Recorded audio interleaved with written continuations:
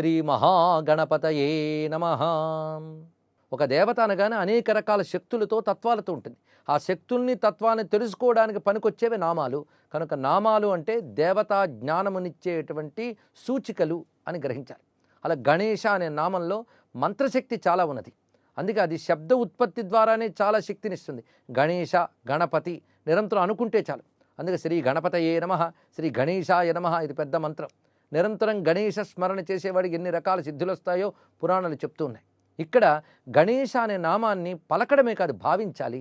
భావించడానికి కావలసినటువంటి మార్గములు శాస్త్రమే చెప్తుంది. ఇప్పుడు శాస్త్ర ప్రకారంగా గణములకు ఈశుడు, గణేశుడు. ఈశుడు అంటే నియామకుడు, ప్రభువు అని రెండు అర్థములు. సృష్టి స్థితి లయ ఎప్పుడూ జరిగే ఒక నిరంతరం ప్రాసెస్ అది. ప్రతి అణువులో కూడా నిరంతరం సృష్టి స్థితి లయలు జరుగుతూనే ఉంటాయి. అనగా ఈ మూడు గణములు ఎప్పుడూ పనిచేస్తూ ఉంటాయి. కనుక ఈ మూడు గణములకు నియామకుడై, ఈ మూడింటి స్వరూపుడై బ్రహ్మ విష్ణు రుద్రాత్మకమైన పరమాత్మ ఎవడో అతడు గణ ఈశ గణేశ. ఇదొక నిర్వచనం. అనగా గణపతిని భావించేటప్పుడు మనం బ్రహ్మ విష్ణు రుద్రాత్మకుడైన పరబ్రహ్మ అనే భావనతో ఉపాసించాలి. ఇది తెలుస్తున్నది. ఇంకొక చోటు ఉపనిషత్తులోనే చెప్తున్నారు, మహదాదీనాం చతుర్వింశ తత్వానాం ఈశ గణేశ. అంటే ఈ ప్రకృతి కూడా గణములతో ఉన్నది అంటారు. అదేమిటంటే మహత్తు, అహంకారము, అటు తర్వాత పంచ తన్మాత్రలు, పంచభూతములు, పంచ జ్ఞానేంద్రియాలు, పంచకర్మేంద్రియాలు, పంచ ప్రాణములు, చిత్తము, ఇవన్నీ తత్వములు. ఈ సృష్టి అంతా ఈ తత్వాలతో కూడి ఉంటుంది. ఈ తత్వములని గణములే, అనగా లెక్కకందేవే. గణనకి అందేవి గణములు అంటే లెక్క పెట్టగలిగేవన్నీ గణములు అని చెప్పబడతాయి. వీటన్ని లెక్క ఉందా లేదా? 24 తత్వములు, ఇదొక లెక్క. అలాగే సృష్టి అంతా త్రిగుణాత్మకము, అనగా త్రిగుణాలతో ఉంది, ఇది ఒక లెక్కే. కనుక మనం చూస్తున్న జీవులందరూ కూడా త్రిగుణాత్మకం. అలాగే దేవజాతులు, మానవ జాతులు, రాక్షస జాతులు, ఆ తర్వాత తిరియక్కులు అనగా పక్షులు, పశువులు మొదలైనవి, ఈ 4 జాతులు ఈ ప్రపంచంలో ఉన్నట్టు అవి లెక్క కందుతున్నాయి. కానీ లెక్క కందబడే గణములన్నిటికీ కూడా ఈశుడు ఎవడో వాడు మాత్రం లెక్క కందడు. అందుకే లెక్క కందేది ప్రపంచం, లెక్క కందని వాడు పరమేశ్వరుడు. లెక్క కందే ప్రపంచము లెక్క కందని పరమేశ్వరుడి చేత నడపబడుతున్నది.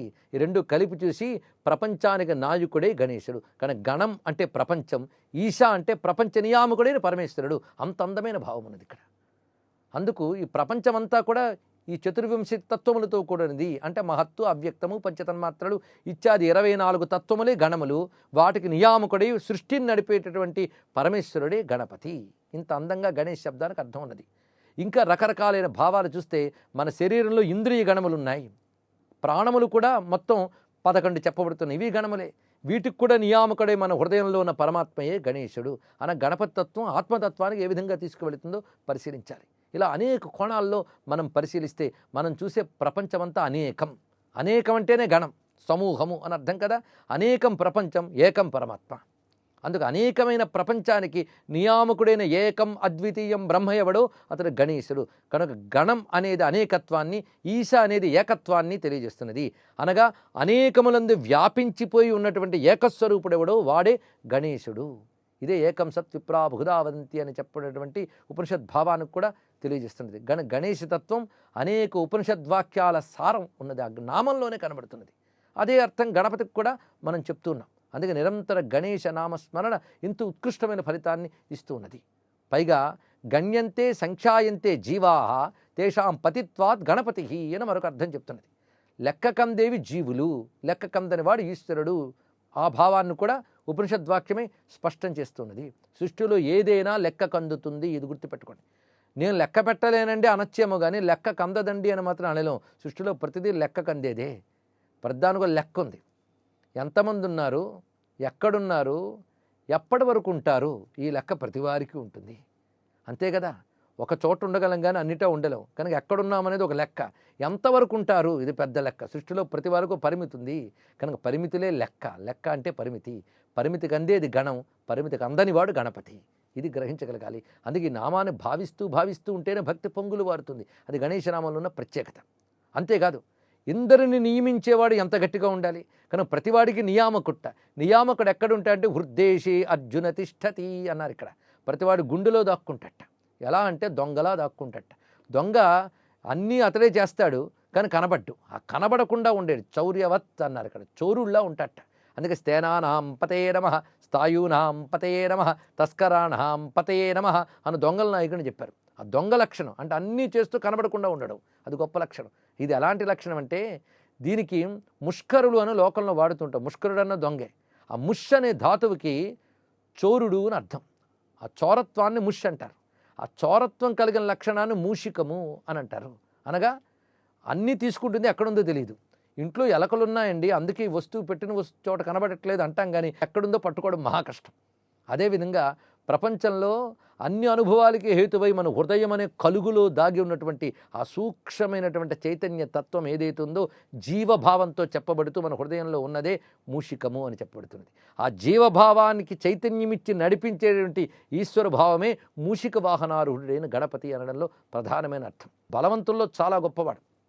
అందుకే ఏకశబ్ద ప్రధానార్థ దంతశ్చ బలవాచక బలం ప్రధానం సర్వస్మాత్ ఏకదంతం నమామ్యహం అన్నారు. ఏకదంత శబ్దానికి అర్థం చెప్తూ, ఏక అంటే ఒక్కటే అని అర్థమే కాదు, ప్రధానమైనది అని కూడా అర్థం ఉందిట.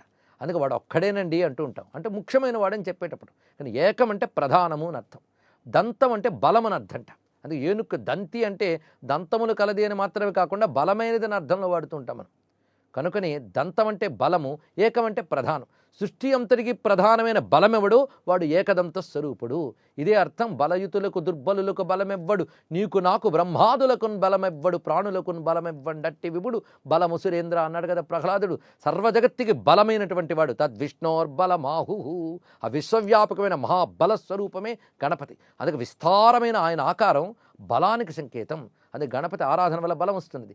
బలానికి దేవుడు, సంపదలకు దేవుడు, పుష్టిపతి అన్నాం కదా. ఇప్పుడు మరొకటి జ్ఞానానికి దేవుట. గణపతిని గట్టిగా ఆరాధన చేస్తే బుద్ధి కుశలత పెరుగుతుంది అంటారు. అదే గణపతికి అక్షర గణపతి అని పేరు ఉంది. అక్షరాలు మనం పలికే దేని నుంచి, నాలుక మించి పలుకుతాం. ఈ నాలుక కనబడదు, అది లోపల ఉంటుంది. ఒక కలుగు లోపల ఎలకలాగా ఉంటుందంటే నాలిక. ఎలక అంత వేగంగా పరిగెడుతుంటుంది, అలా పరిగెడుతుంటుంది లోపల. వాడబడే ప్రతి అక్షరములు కూడా నాలుక మించే బయటకు వస్తూ ఉంటాయి. అంటే అక్షరాలన్నిటికీ వాహనం ఏమిటి? ఈ నాలికే. కనుక నాలికని ఎలకలా చూపిస్తూ అక్షరాలన్నింటినీ గణపతిలా చూపించారు. దీన్ని ఉచ్చిష్ట గణపతి అని అంటారు అని మహానుభావుడు కావ్యకంఠ గణపతిని దర్శించి అద్భుతమైన వ్యాఖ్యానం చేశాడు. ఆయన గణపతి అంశతో పుట్టినటువంటి ఒక జ్ఞాని అంటారు. కనుక ఆయన వ్యాఖ్యానించగలిగాడు. అందుకే త్వామాహు రుచిష్ట ఇతి చలోక్త్యా అనే భావాన్ని ఇక్కడ చూపించాడు. దీనికి సంబంధించిన ఒక మహామంత్రం మనకి గణపతి సహస్రంలో కనిపిస్తుంది. జిహ్వా సింహాసన ప్రభువు అని ఒక నామం ఉంది. ఇది ఊరికనే భావుకత చెప్పేవి కాదు, తాత్వికతతో చెప్పేవి అంశములన్నీ కూడా. ఇది గమనించవలసింది. ఉచ్చిష్ట అంటే ఎంగిలి అని అర్థం. నోటి నుంచి బయటకు వచ్చేది ఎంగిలే కదా.